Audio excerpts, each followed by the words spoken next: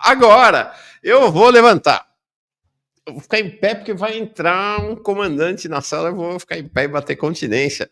Nosso Milton Temer, comandante da esquerda brasileira, aos 86 anos de idade, com a indignação de um jovem, né, com o denodo, com a firmeza de um homem maduro, nosso líder, para minha alegria. Milton Temer, muito bem chegado. Oh, bater Bom, continência aqui. bom dia, meu comandante. Estou Bom aqui dia a ao pé do você, meu canhão para comandante. cumprir suas ordens. É isso aí. Ó, e ele pode bater continência mesmo. Ele foi oficial da Marinha, é caçado em 64. Né? Virou jornalista depois, mas foi oficial da Marinha. É isso Eu me aí. considero, o meu período na Marinha, eu tenho certeza que eu prestei um bom serviço ao Brasil, Que bom, na que bom, ativa. que bom. Eu com Palestina aqui atrás, você com Palestina aí atrás e no coração, né, Milton? Sempre, sempre. Quase atávico. É. E eu tô. Vou falar então de Palestina. Eu vou te falar uma coisa, Milton. Primeiro que assim, essa coisa da Palestina chegou num. É insuportável. Não dá, não dá, não dá, não dá.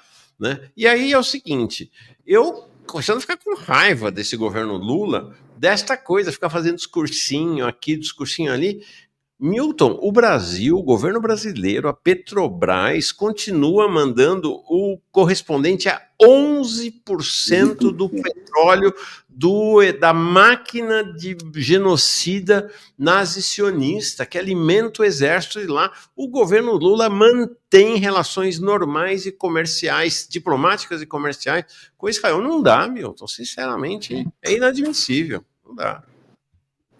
Não, fica complicado. A nossa situação como esquerda aqui no Brasil é bem complexa, porque, diferentemente, por exemplo, do que a Silvia escrevia sobre os Estados Unidos, aqui no Brasil existe, dentro da própria esquerda, uma espécie de espírito limitador de mobilizações, de manifestações, porque, em nome de uma luta antifascista, contra o fascismo, contra a ameaça fascista, você prega imobilismo, você prega apoio incondicional ao governo Lula, porque é a única alternativa eleitoral possível de barrar a ascensão do fascismo. Isso não é verdade. Isso não é verdade. A Silvia Manarias explicou várias coisas aqui. A própria indicação, ser indicado pelo Partido Democrata, porque vamos ter claro, nos Estados Unidos é um dos países no mundo de partido único, que tem duas tendências. A tendência republicana e a tendência democrática, que se diferem não na essência, se diferem no máximo na metodologia. Porque vamos lembrar, a grande figura progressista de Obama, do Yes We Can, é verdade, ele pôde se transformar em recordista de aplicação de drones mortais, letais, durante o governo dele. Ninguém comparou. Quando a gente fala o que seria melhor, eu não sei se a eleição da Câmara Harris ia dar ao mundo um Estado mais tranquilo do que o Trump. Por incrível que pareça, é possível que ela estivesse mais na linha dos ingleses, por exemplo, totalmente alinhada com Israel, sem pressionar Israel para parar a guerra.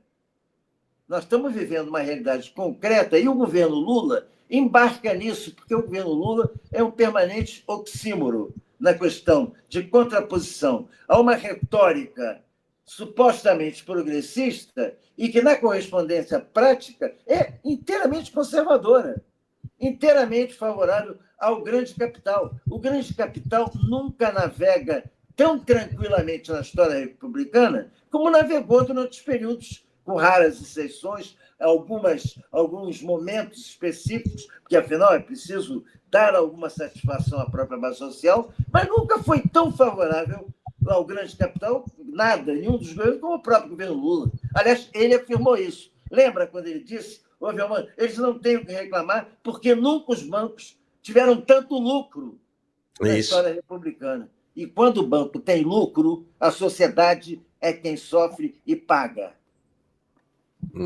É isso aí. Então, Milton, analisa para mim o giro à esquerda do governo Lula. Mostrei mais cedo aqui o Haddad falando como se fosse um dirigente de esquerda, o Boulos toda hora, depois daquela campanha que ele fez para prefeito, agora voltou a ser um homem de esquerda. Que história é essa de giro à esquerda do governo Lula? Como é que se analisa a situação política institucional nesse momento?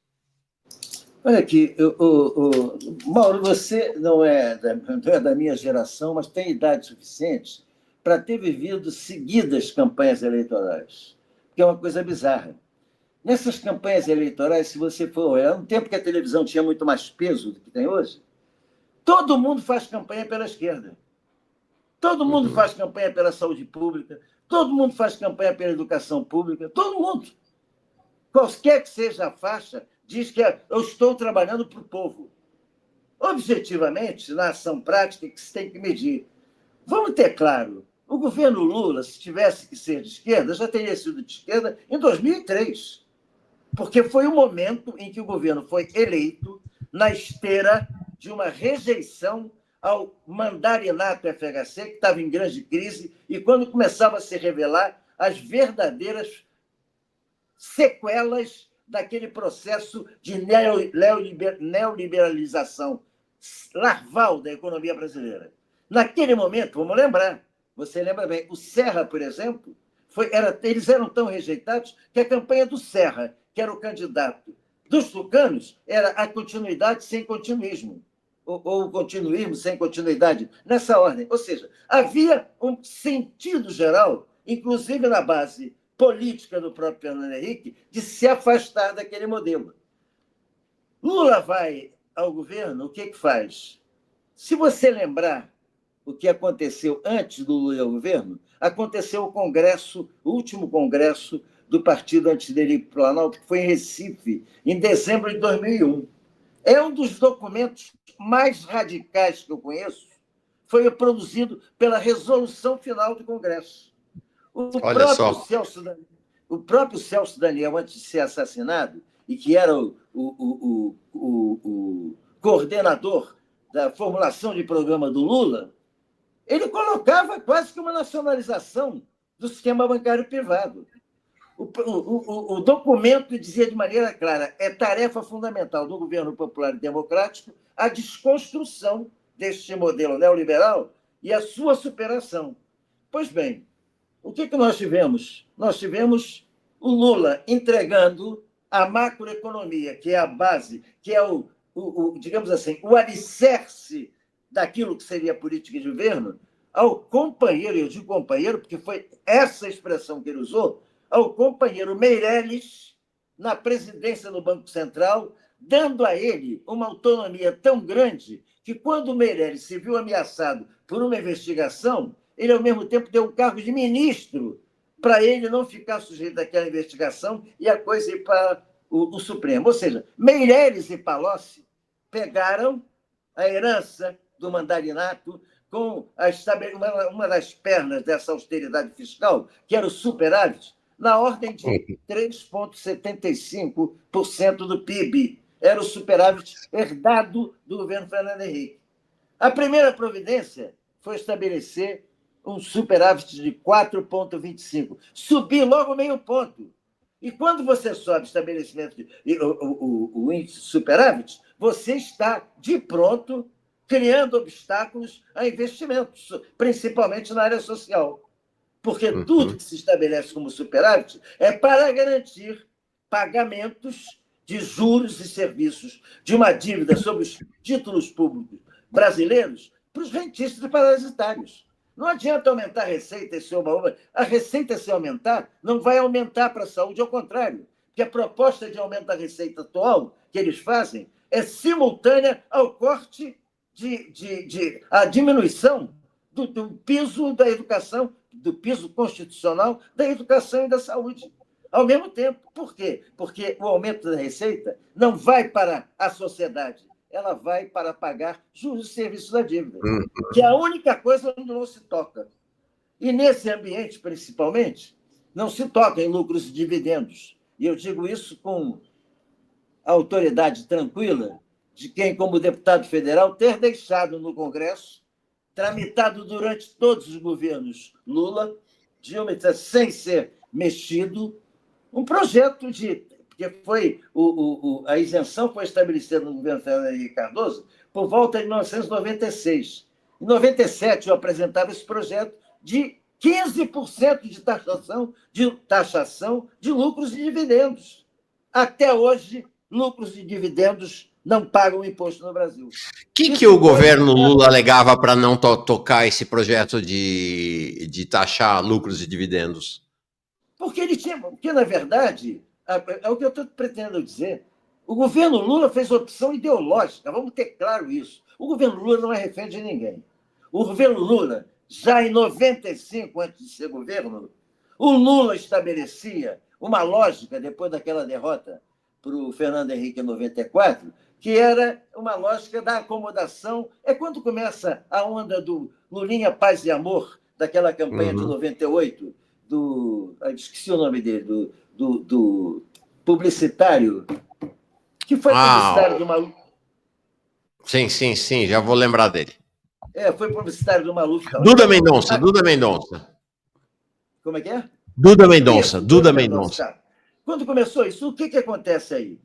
Ou seja, a partir de 94, começa uma lógica dentro do PT, estabelecida pelo Lula, de que não dava para ser presidente da República pela esquerda. Ao contrário, ele tinha que ser num campo de... Para governar, tinha que ser o campo moderado. Isso é uma lógica que atravessa a esquerda desde o tempo do Partidão. O saudoso Werneck Viana, grande formulador da época, que era um dos principais pensadores, terminou, aliás, como presidente de honra da fundação do PPS, ele já dizia lá em 85, temos que governar com o centro. Isso é uma lógica que acontece dentro da esquerda brasileira, que cunhou a ideia de que a frente contra a ditadura, que era necessária ser ampla, era também a frente para governar depois da ditadura. E terminou entregando a todos os quadros da ditadura, e principalmente a política macroeconômica, a condução do nosso destino. A esquerda nunca teve um governo real no Brasil. E Lula é eleito pela esquerda, com uma campanha pela esquerda, é verdade, em 2002, mas vamos lembrar que, quando nós fomos para o segundo turno em 89, falávamos em socialismo na campanha. Falávamos em socialismo.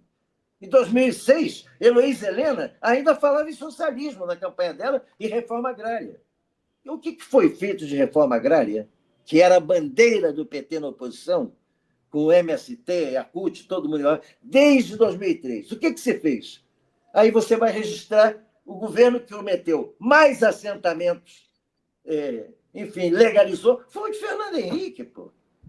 Entende? Então, objetivamente, vamos ter claro, não há guinada à esquerda do governo Lula por opção ideológica. Nós estamos num momento que é impossível fazer essa guinada hoje. Quem é que pressiona dentro do PT o Lula para ir para a esquerda? Eu digo no nome, tem 5. Breno Altman, Genuíno, Walter Pomar, de vez em quando Rui Falcão, e ninguém mais. Qual é a corrente de esquerda? Quando o Lula foi para o... É preciso ter isso claro. Em 97, quando eu disputei a presidência do PT com o Zé Dirceu, eu tive 47% dos votos. O Zé Dirceu teve 50%. O partido era dividido.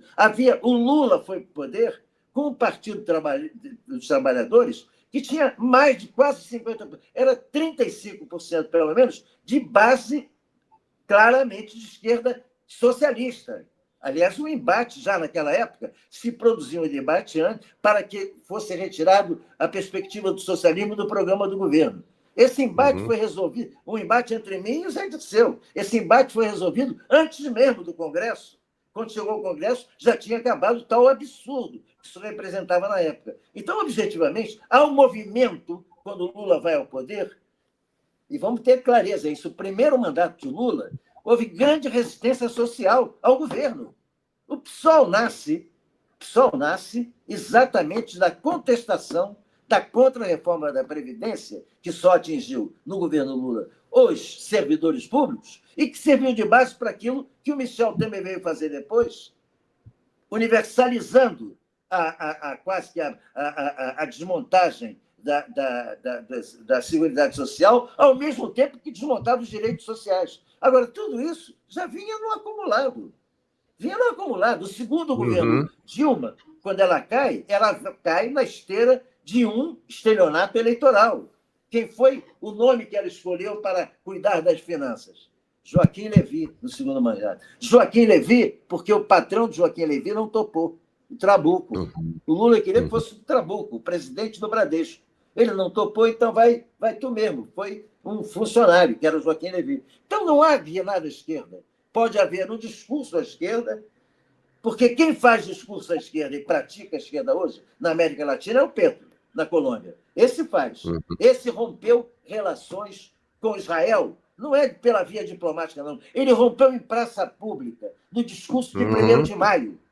Ele rompeu lá atrás, já, no discurso. Vocês estão barrando a minha tentativa de recuperar a Seguridade Social para a área pública? Vocês votaram isso? Então, os deputados que votaram e que constituem deputados da base partidária que me apoiou para a presidência, vocês votaram contra a medida de avançar para uma Seguridade Social pública? Tudo bem, seus ministros serão defenestrados. O Lula faz o contrário. Está aí esses ministros todos da direita dizendo que seus partidos dizendo que não vão votar nele, seus partidos votando contra as propostas de governo quando elas são progressistas, que não raro, por incrível que pareça, tem proposta que sai melhorada do Congresso diante do projeto inicial. Então, não há guinada à esquerda. Não há guinada à esquerda no governo Lula. Há discurso, sim, mas não há porque não há mais condição. Depois de 20 anos, você não vai usar os 2 anos finais para isso. Tomara eu esteja enganado. Não, mesmo porque, para fazer efetivamente uma guinada à esquerda no governo Lula, precisaria revogar o arcabouço fiscal, né? O que não será feito, né? De pronto, que é a nova forma de estabelecer o teto de gastos. E é tudo que se submete. É isso que eu digo a você. Não adianta aumentar a receita com o teto fiscal, porque o que passar, por conta até da lei de responsabilidade fiscal, vai para os rentistas. Vai para pagar os rentistas. É para isso. Onde não se, a única fatia do orçamento que não se discute, não se negocia para parcelar é a parte destinada ao pagamento de juros e serviços da dívida, em nome de uma credibilidade que... Ou seja, quando você lembra, a última campanha do Lula teve 3 eixos. Era ajuste social no lugar de ajuste fiscal, reestatização da Eletrobras, que é uma coisa fundamental e estratégica, e o terceiro era imposto progressivo. Era exatamente isso. O que foi cumprido? O que se tocou na Eletrobras? Onde é que está o ajuste social? Sim, aumentamos um pouco, parceladamente, a questão do salário mínimo, aumentamos um pouco o que se dava de Bolsa Família, e, ao mesmo tempo, estabelece critérios de limitação de atendimento social a necessitados por conta de cumprir o chamado arcabouço fiscal. Sim. Loucura. Deixa eu te perguntar uma coisa. Você vê alguma chance do Edinho perder essa eleição para presidente do PT? É muito difícil. Quer dizer, quando você vê o Quaquá, que esboçou uma reação... Porque, vamos ter claro, se Walter Polar é candidato ao mesmo tempo que o Rui Falcão, fazia sentido para mim uma esquerda em que um dos dois seria o candidato da esquerda. Os dois juntos. Mas o Romênio é aquela coisa, não é boi nem abóbora. O Romênio é o que entra na disputa da eleição para disputar um espaço na executiva ou na direção da... Enfim, para ter um espaço de participação no comando do partido.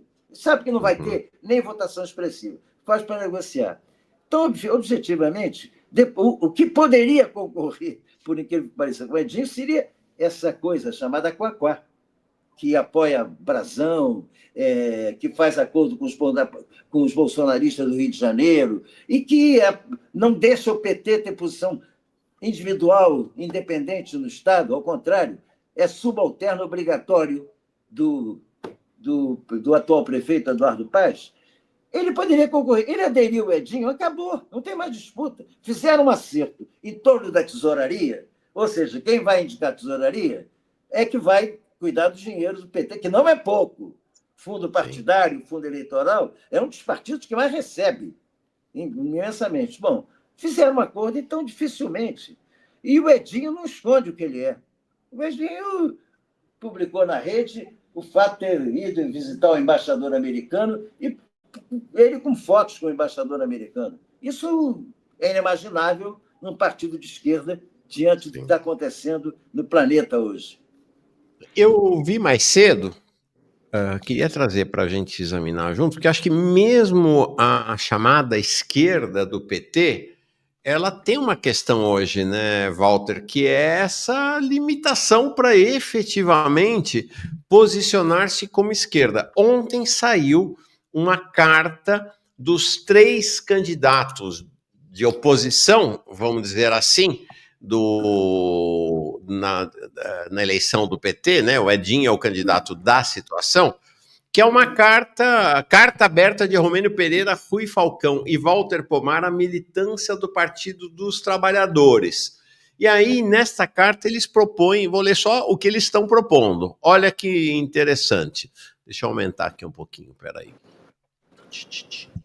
Deixa eu aumentar um pouquinho que fica mais fácil para todo mundo ler. O que propomos? Mobilizar a população contra esses parlamentares de direita e contra a política de juros escorchantes do Banco Central que tentam impedir Lula de governar.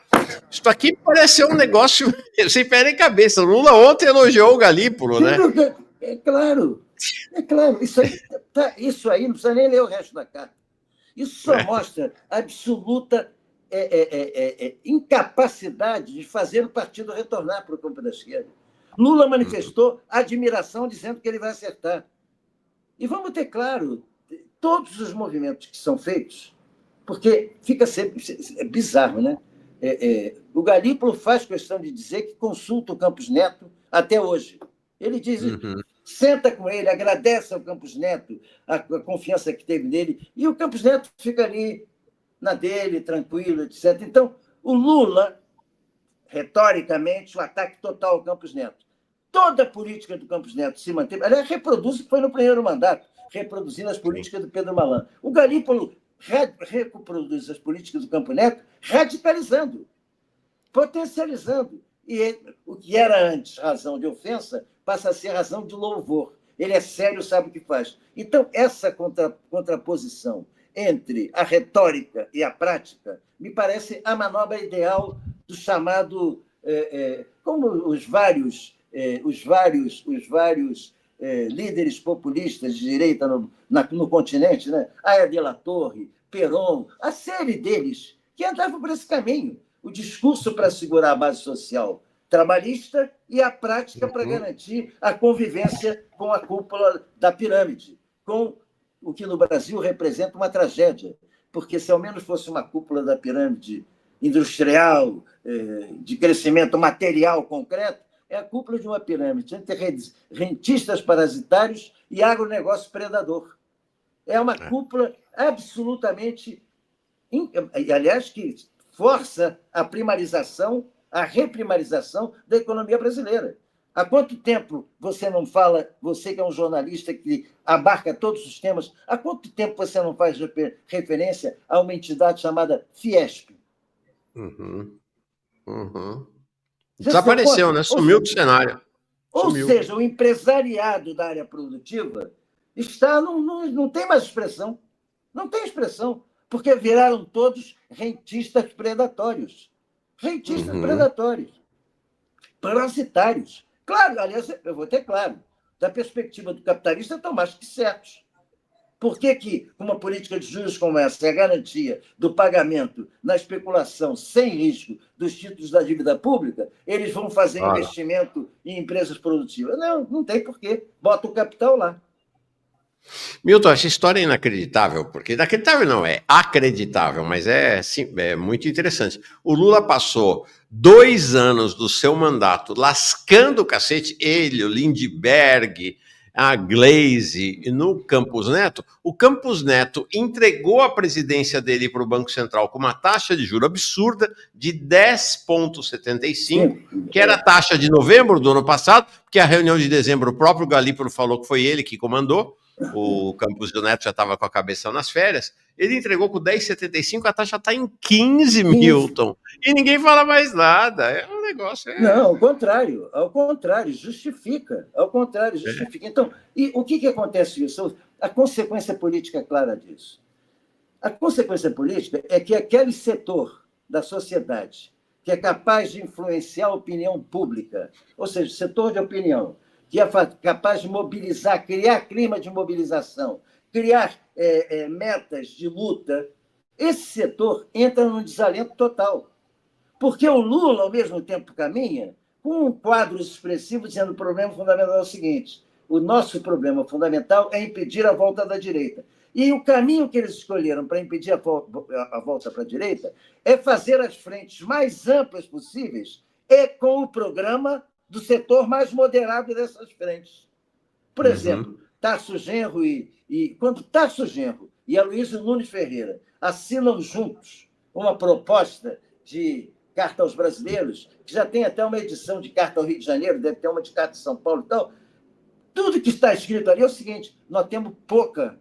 A conclusão é a seguinte: a frente e a política de frente do atual governo é pouca. Nós temos que ampliá-la. Quer dizer, a rasteira de Hugo Mota, a rasteira de Alcolumbre, tudo isso não conta nada. Agora, eu quero te dizer o seguinte: eu não estou atacando o PT e o governo Lula, não. Eu quero atacar o conjunto da esquerda, inclusive uma parte expressiva do meu partido, do partido que eu ajudei a fundar. Está nessa lógica do imobilismo, da assistência social, da política compensatória, sem grande pressão para uma reforma tribunal concreta, uma reforma tributária progressista. Porque, Mauro, a ditadura tinha no imposto de renda 16 faixas, ia de 2% a 50%. No governo Fernando Henrique é que isso é reduzido para 3%, e agora está até hoje. Nós temos 2 faixas de imposto de renda. Uma paga 15%, outra 27%. Aí o Lindbergh diz: pois é, o Gari desconta 27,5%. Mas desconta por quê, Lindbergh? O que foi feito nos governos Lula para que o Gari sequer pagasse imposto de renda, enquanto os que faturam com lucros e dividendos fossem taxados, como em todo lugar do mundo? O que impede? Então, objetivamente, e no meu partido, vamos ser claro, existe, inclusive na bancada, um setor com o qual eu sou subalterno. Erundina, Fernanda Mocchiona, Sâmia Bonfim, Glauber Braga, esses deputados lutam. Esses deputados vão para o empenho. Eventualmente, o nosso Chico Alencar também entra, mas porque é uma cabeça mais moderada e tal. Mas, objetivamente, também o meu partido está tomado por isso.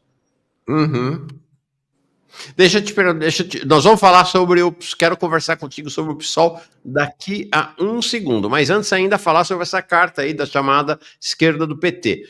Segundo a proposta deles, substituir ministros cujos partidos fazem o jogo da direita e preparam uma candidatura bolsonarista contra Lula. O governo cai no dia seguinte, né, Milton? É incrível isso, não, objetivamente. Cai no dia seguinte porque não existe mobilização. Claro. O Petro fez isso na Colômbia. Olha, a situação da Colômbia, preciso ficar bem clara, é muito mais conflagrada que a do Brasil. O Petro enfrenta uma rede contra ele, composta pela Uribe e sua quadrilha, que é o líder da extrema-direita, as bases americanas e o cartel de Cali. O cartel de Cali compõe com os outros dois, e essa é a composição da direita colombiana. Ou seja, que vai da milícia assassina até o extrema-direita do Uribe. Ele não hesitou. Vocês querem fazer isso? Então, eu vou... O Petro agora, para garantir apoio à provocação de uma consulta à população, ele é quem propôs ao movimento social greve geral. O Petro vai... Porque é inevitável, Mauro. Não há possibilidade de você dizer que é um governo. Eu fui eleito para ser o presidente de todos. Não é fato. Isso só será possível no dia que não houver uma sociedade com classes sociais. Claro. O Lula foi eleito numa composição, tá bem, foi para barrar o Bolsonaro foi, mas a base da esquerda, que quer uma outra sociedade, que quer um outro Brasil, possível, aliás, vamos ter clareza, porque nós conseguimos transformar, na realidade do governo Lula, transformar o desenvolvimentismo do Juscelino, absolutamente ligado ao capital internacional, em um mandato revolucionário. Juscelino e Jango foram revolucionários, não foram nem progressistas diante da realidade do que nós vivemos. E isso não se pode absolver a responsabilidade do próprio Lula, o pragmatismo. E eu lembro, André Singer, que é um acadêmico da maior qualidade, que foi porta-voz do primeiro governo Lula e que continua lulista até hoje, ele produziu um livro, quando ele deixou de ser porta-voz, Os Sentidos do Lulismo. Não sei se você leu esse livro. Aquilo ali ele diz de maneira clara o que, ao definir o governo Lula, um pacto conservador de alta intensidade compensado por um reformismo fraco. Isso se mantém até hoje. Essa é a cabeça do Lula. Porque o Lula tem uma cabeça sindicalista, da luta dentro da ordem burguesa e até o limite em que a reivindicação não atropela demasiadamente os privilégios da classe dominante. Ele operava assim com o patronato. Vamos lembrar da célebre manifestação dos metalúrgicos de São Paulo, lá no estado da Vila Euclides, no fim da ditadura. Aquela manifestação foi para lá por conta de não haver espaço no sindicato para a quantidade de metal que estavam na Assembleia. Pois bem, havia um clima claro. O genial Leon Hirschman, ele estava fazendo, na ocasião, um filme em São Paulo, que era Eles Não Usam Black Tie.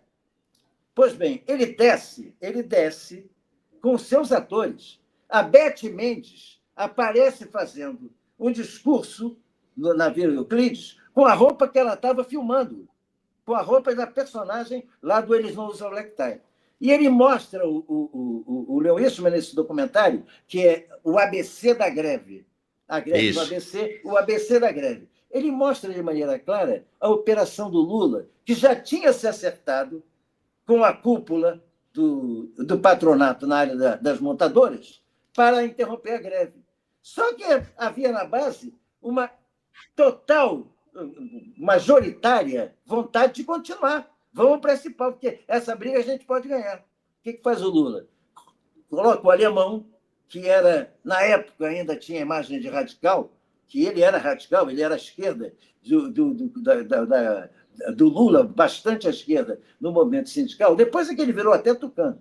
Coloca primeiro o alemão para dar uma esfriada no clima grevista e dizer, olha, é possível acordo, bababá, e entrar o Lula para dizer depois que o acordo está feito e vamos sair da greve.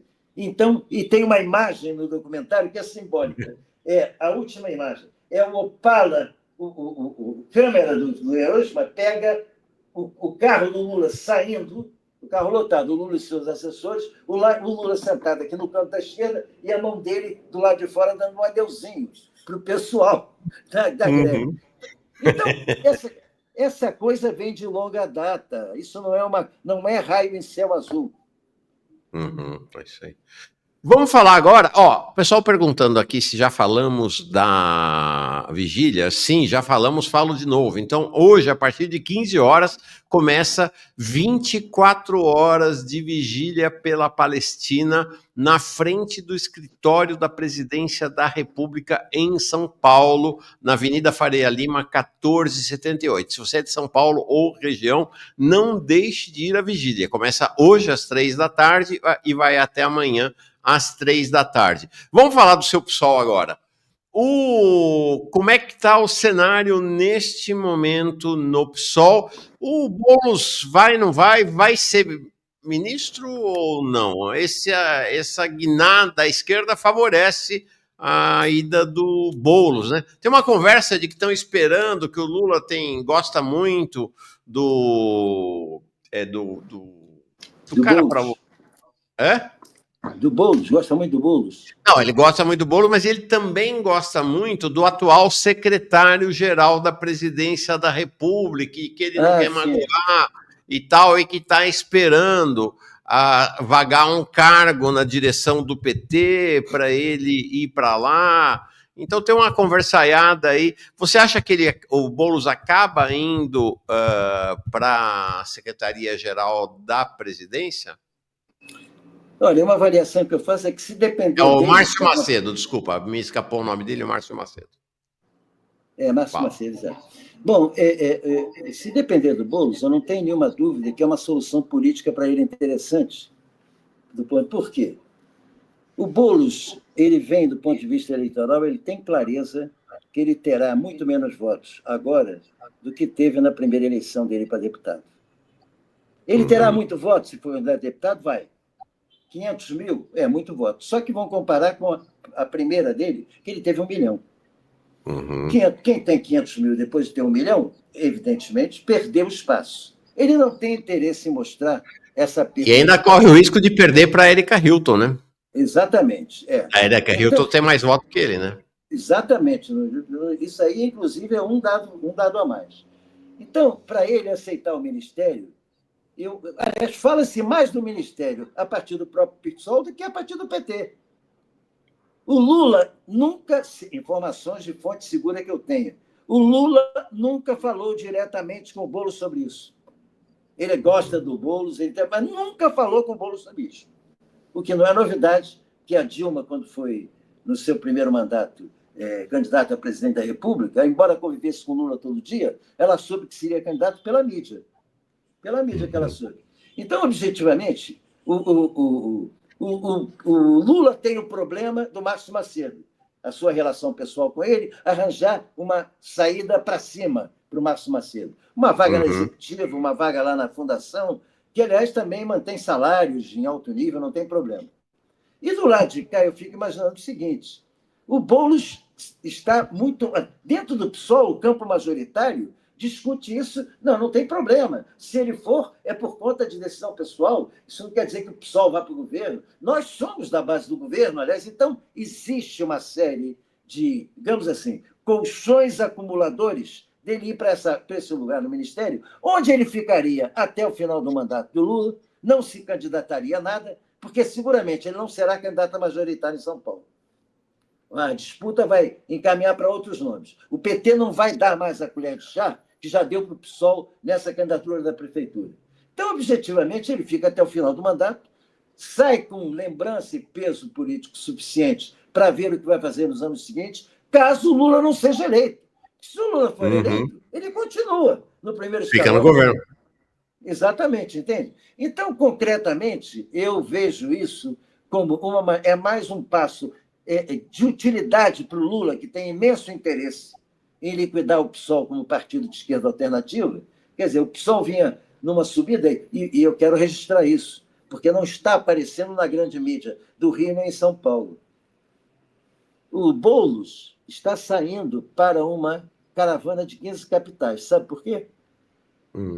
Porque o Glauber Braga, depois da decisão da Comissão de Ética, aquela bandalheira para justificar o apoio à cassação dele, teve a greve de fome, saiu da greve de fome para uma caravana em que, em 15 dias, ele percorreu 26 capitais.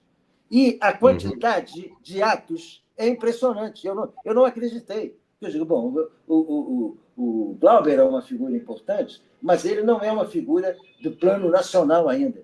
Pois bem, em todos os lugares, gente esperando no aeroporto e manifestação. Teve dia que ele fez em 2 capitais. De manhã, numa, o pessoal pega no aeroporto, leva para um ato de muita gente, defesa do mandato, em que ele, por exemplo, o último aqui no Rio, que terminou aqui, foi não só a defesa do mandato, mas solidariedade à Palestina, com todas as representantes. Quem falou no palanque foi o Thiago Ávila. O Glauber, e o Walid, a Estelinha. O Thiago.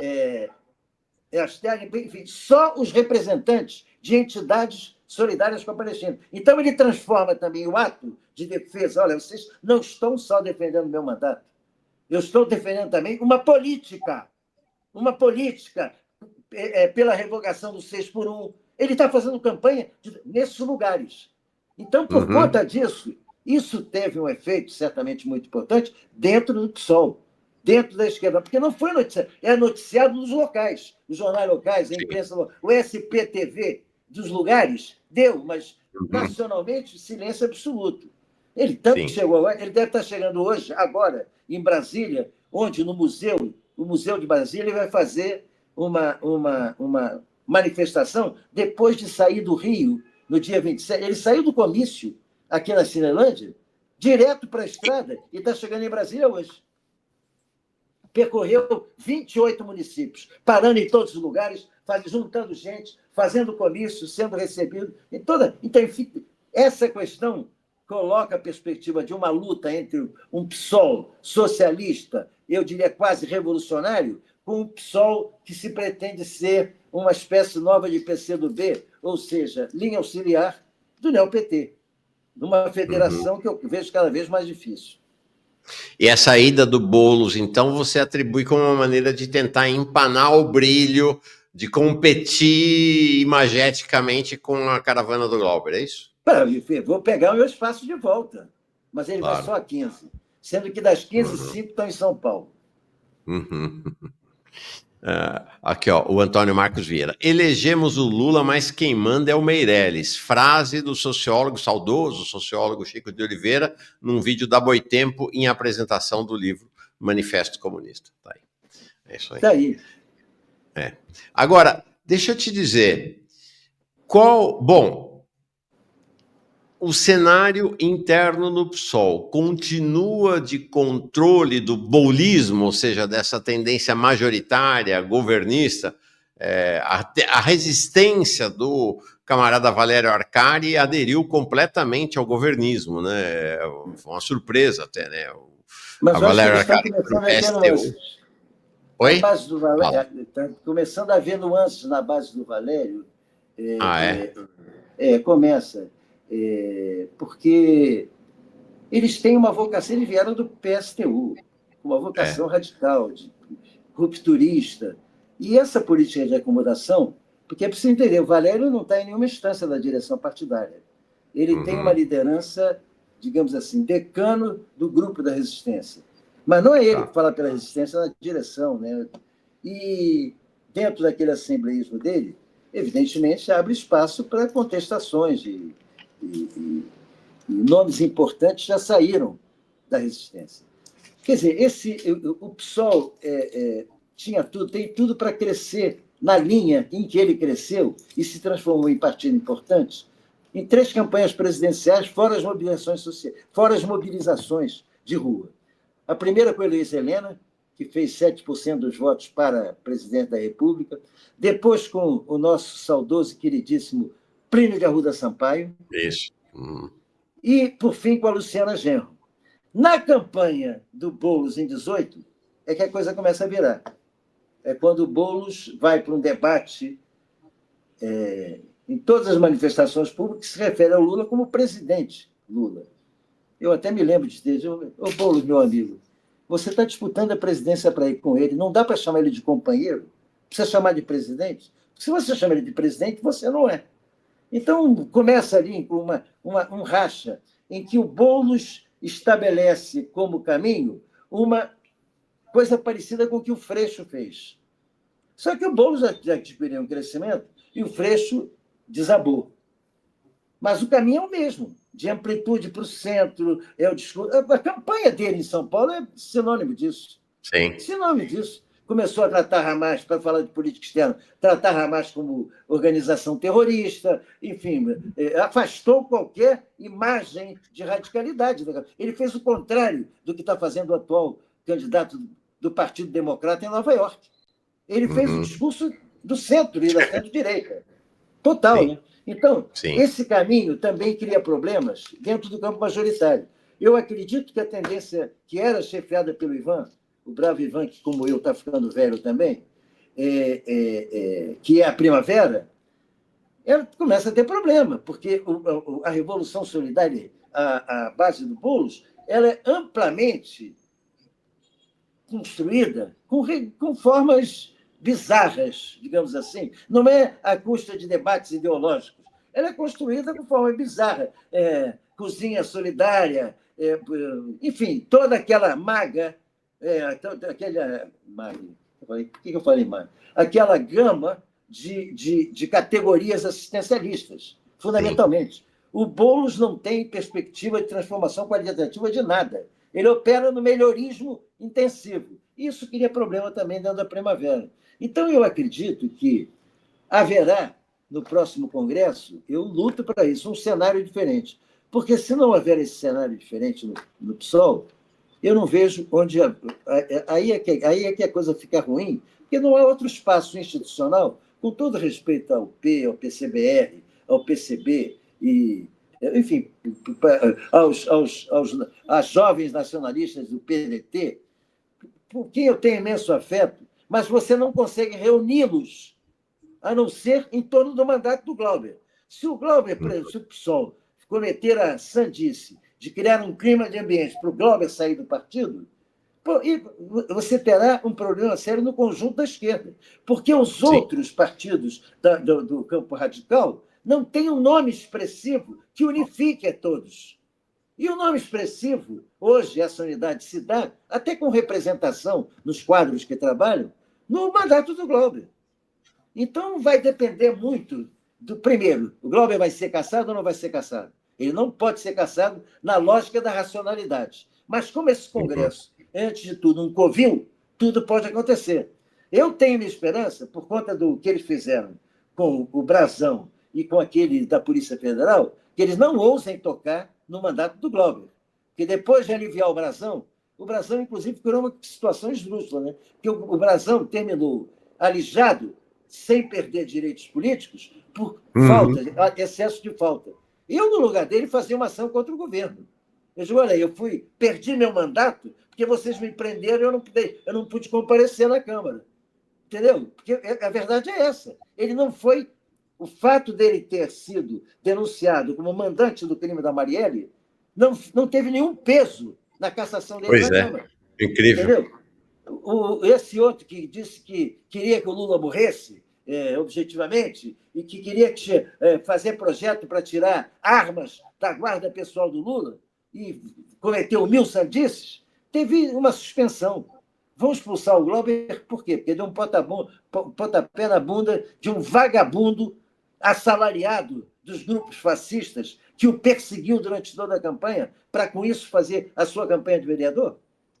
Não, fica difícil, né? Mas como este Congresso não dá a mínima bola, está muito mais preocupado com o fundo eleitoral do que com o apoio social, como não dá a mínima bola para a opinião pública, nós guardamos a reserva e a necessidade de haver uma pressão social permanente para garantir o mandato do Glauber.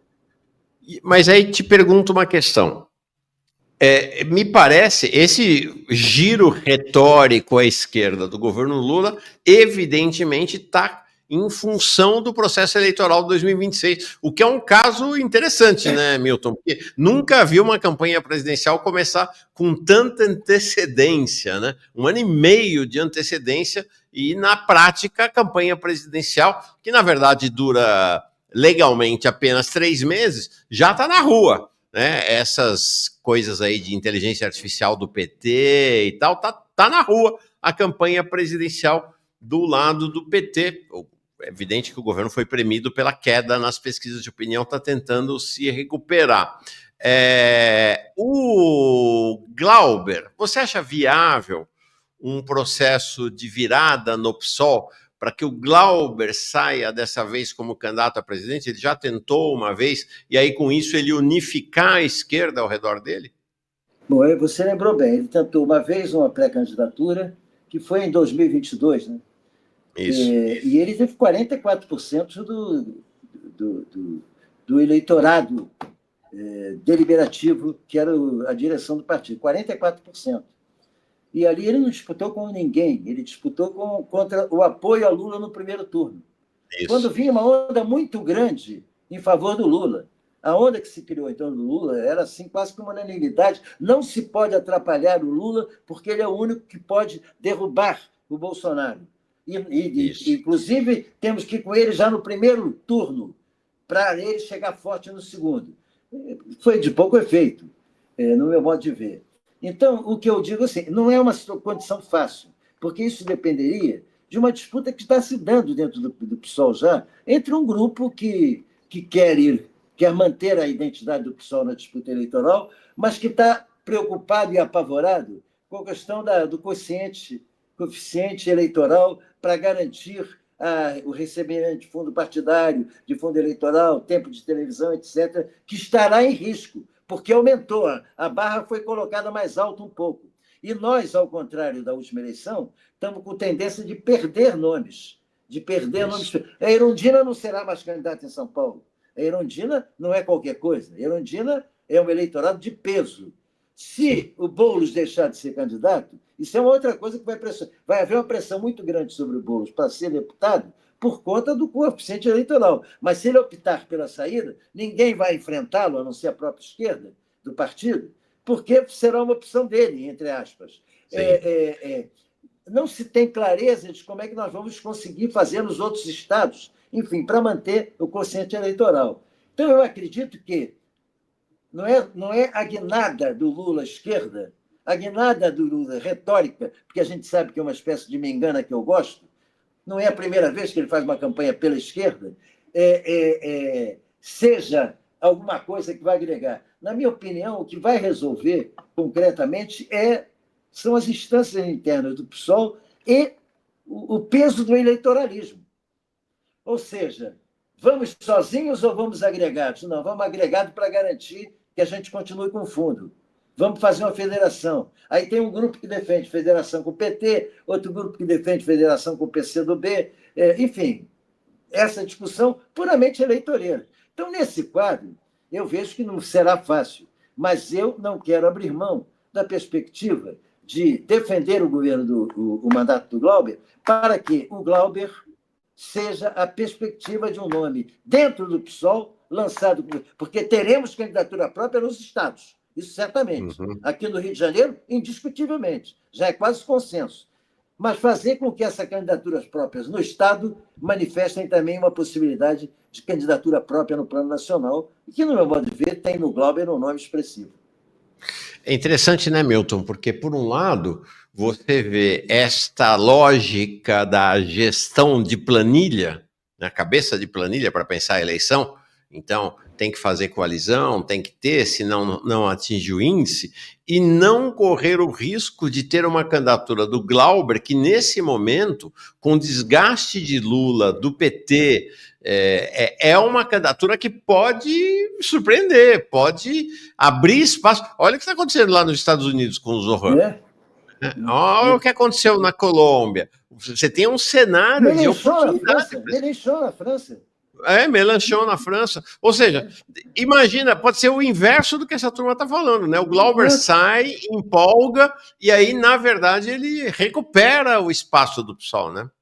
Não é fácil, não será fácil isso, eu não dou isso. Tem muito do meu desejo, evidentemente, tem muito da minha vontade, mas isso não quer dizer que seja uma análise de realidade. Agora, eu não vejo alternativa pela esquerda que não seja aí alguém do PSOL que unifica o campo da esquerda, que pode não ser quantitativamente forte em termos de votos, mas é qualitativamente forte em termos de campanha eleitoral. Politiza a campanha, tem militante permanente, entendeu? Pois é, o nosso Red York, o PSOL não vai dar espaço para o Glauber. Eu não começo a política assim. Eu diria a frase ao contrário. Vou lutar para que o Glauber tenha o espaço representativo do PSOL. Perfeito. Legal, gostei. Você vai ser candidato, Milton? Nem pensar, eu já deixei de ser candidato quando era facílima a minha reeleição, em 2002, no fim do eu me lembro o que eu dizia na época. Primeiro, que eu não aguento mais ser oposição tendo que discutir com Inocêncio de Oliveira. E, segundo lugar, se o Lula se eleger, eu não sei que tipo de deputado eu posso ser, porque eu sou deputado de oposição. Eu não consigo. O que é deputado de situação? Eu não sei ser deputado de situação. Eu deixei de ser candidato sobre esses dois argumentos. Palavra de honra. Legal. Agora nem pensar, agora eu sou decano.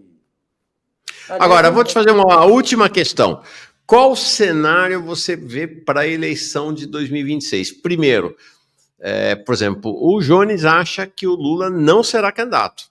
E que, inclusive, eu achei interessante essa coisa de colocar na voz do Haddad para ser o Haddad, que é o cara mais à direita do PT, ser o cara de fazer esse giro à esquerda. Achei interessante, me pareceu uma aposta do Lula para pensar numa candidatura para 2026, se não for ele o candidato. Primeiro, Lula, você acha que vai ser candidato ou não? Segundo, Lula é favorito, ganha essa eleição? Se Lula não for candidato, Haddad seria o nome dele? E aí, qual a chance dele? Bom, vamos por parte nisso.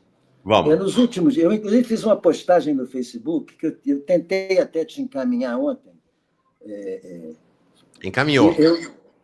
Chegou aquela do Gambiage, que eu faço uma crítica da coluna do Gambiage. Não. É o seguinte, o Globo, que é o boletim da direita mais reacionária do Brasil, e através da Globo News, da TV Globo, etc., você sente claramente o seguinte: Merval já deu um pitaco, o Gambiade, que é da área econômica, já deu outro. Nem Lula, nem Bolsonaro. Ou seja, a direita brasileira já trabalha com a perspectiva que, no meu modo de ver, é o Tarcísio de São Paulo. O Tarcísio terminará por ser o candidato consensual, não só unindo do tucanato à extrema-direita. Do tucanato à extrema-direita. Para pouca alegria do Jacques Wagner, que sempre pretendeu que o PT fizesse uma aliança com o PSDB. Bom, do tucanato à extrema-direita, porque existe, o eleitorado tucano existe, ele está espalhado, está no Cidadania, está no Podemos, está no próprio pedacinho de PSDB e tal, está até na extrema-direita, mas existe. Do outro, então, na minha opinião, não tendo, a direita está achando que está fácil de ter uma alternativa. Eles têm várias alternativas. A candidatura no nosso campo, objetivamente, só tem um nome, que é o do próprio Lula. Então, quando ele tem... Eu não acredito que ele vá chegar na campanha com um discurso de esquerda radical. Não acredito. Não vai porque ele sabe que se a direita... Aí o seu post de ontem. Olha lá o título. Está aqui o título, ó. Sem Bolsonaro e com ousadia, Fábio Jambiage. É um quadro da direita aí, né? Quer dizer, no outro lado, evidentemente, não tem Lula. Entendeu? Agora, o que eles... Haddad é um nome que... O ideal para eles, no meu modo de ver, é uma disputa entre Haddad e Tarcísio. Porque o que ganhar é deles. Eles não têm disputa. Entendi. Entendeu? Olha essa lógica. Então, eu acho que se marcha para um cenário... Lula, com saúde, vai ser candidato à reeleição. Isso não tem dúvida, até porque ele é o único nome com expressão real. Mas o outro nome é o Haddad. E, objetivamente, de um lado, ou Lula ou Haddad, do outro, certamente, o Tarcísio. Mesmo que o Bolsonaro... Não há mais espaço. A direita não precisa mais do Bolsonaro. O Bolsonaro cumpriu o papel dele em 2018, na sequência do golpe contra a Dilma. Ele é imprevisível. E ele tem uma linha de ação política na base militar que os outros não têm. E uma linha de ação política que encontra espaço na base. Olha, a base militar, vamos ter claro, 80% dos militares eram bolsonaristas. 80% da polícia era... Polícia militar, eu acho que é 100%. Tem uns 15 que não são, que compõem o coletivo da polícia antifascista. Antifascista. Exatamente. Em torno do meu camarada Zacone, aqui no Rio, principalmente. Então, objetivamente, vamos ter isso claro. A direita tem um campo amplo, com uma candidatura forte, que é bem cotada no governo principal. É o segundo orçamento da União, do país, é o orçamento de São Paulo. Então, objetivamente, eu acho que pode se dar esse quadro. Pela direita, sai o Tarcísio. E mantém-se o Lula ou o Haddad, não é problema para as classes dominantes. O que pode ser problema para as classes dominantes é um primeiro turno com um grilo falante da esquerda revolucionária expressivo. Não um nome qualquer para marcar posição, mas um nome com dimensão nacional que, se fosse candidato, ao contrário, se for candidato a deputado federal, vai dobrar a sua votação, que é o Glauber. Entendeu? Então, se tiver esse grilo falante, primeiro porque puxa a campanha para a esquerda, coloca problemas reais desmente as mentiras que serão apresentadas pelos outros na defesa de saúde, previdência, porque todos vão defender. Saúde, vão dizer que com a contribuição privada, todos vão defender. Saúde, educação pública, habitação. Haverá alguém no primeiro turno para dizer isso se tiver um candidato da esquerda combativa. Uhum. Sim. Tá aqui, olha. Mas esse é o problema, viu, Mauro? É difícil obter esse nome, porque esse nome só pode ser do PSOL, dentro do PSOL, e que unifica, esse é o nome que unifica o PCB, unifica a militância. Não quer dizer que ele faça uma base eleitoral. Tá certo. Gustavo Eulálio. Haddad sendo candidato, teremos o mesmo cenário que elegeu Milei. Ministro impopular, posto como candidato. É fadado a derrota. Também acho que a chance de vitória do Tarcísio é grande em cima do Haddad, né? É grande. É isso aí. Comandante Milton Temer, muito obrigado. Nossa, uma delícia sempre conversar contigo. A impressão que dá que a gente não está fazendo uma entrevista, está batendo papo, né? É uma delícia. Exato. Delícia. Mauro, numa boa, a tua parte inicial de programa, eu recomendo a todos, a parte inicial desse programa, às vezes a entrevista faz cair a importância da parte inicial, porque você sabe fazer uma seleção de temas fundamentais sobre os quais você informa e opina. Então, eu te vejo como, mesmo não estando no partido, acho que você é um partido porque você organiza formulação teórica para a conjuntura que a gente vive. Então, objetivamente, eu tenho uma honra de estar aqui nesse programa, muito por conta do trabalho que você faz de informação na abertura desse programa. As entrevistas te enriquecem, eventualmente, ou outras que apenas você faz, no meu caso, que eu acho que eu não enriqueço mais ninguém, sem falsa modéstia. Não, sem falsa modéstia. Uhum. Eu acho que o Davi Decache, hoje, é muito mais importante na formulação de um Brasil, um Davi Decache, o João Emanuel, o Gabriel Lange, Gabriel Lazari, essa turma, eles são muito mais importantes do que a minha geração. A minha geração passou e perdeu. Para a geração que teve a perspectiva da luta socialista se realizar e concretizar no horizonte existencial e que deixou isso passar por acomodação e por conciliação de classe, por não ter consistência, principalmente na passagem dos 80 para os 90, de manter o espírito de combate. Isso tem a ver com muita coisa. Fim da polarização no planeta, com o desfazimento da União Soviética, com tudo que ali tivesse errado, mas que era aquela polarização. Enfim, tem muita coisa que justifica. Então, eu quero dizer que participar disso aqui é uma honra para mim. Bom, a sua geração, a minha também, a gente fala muito, um certo gosto amargo na boca da derrota, né? A gente vai sentindo esse gosto aí, mas não deixamos de lutar, não. Você é nossa referência para isso. Vou guardar com carinho. Você não sabe, não tem ideia do carinho com o qual vou guardar. Para mim é um negócio. Esse seu elogio aqui, vou até fazer vou mandar para os meus filhos. Nossa, fiquei emocionado, realmente muito importante. E você saiba que você é uma referência na luta e na formulação para mim, para Maringoni, para todo mundo. Você é o nosso decano, grande Milton Temer. Obrigado, voltamos juntos assim que der, Milton. Abração, tchau, beijão. Grande abraço.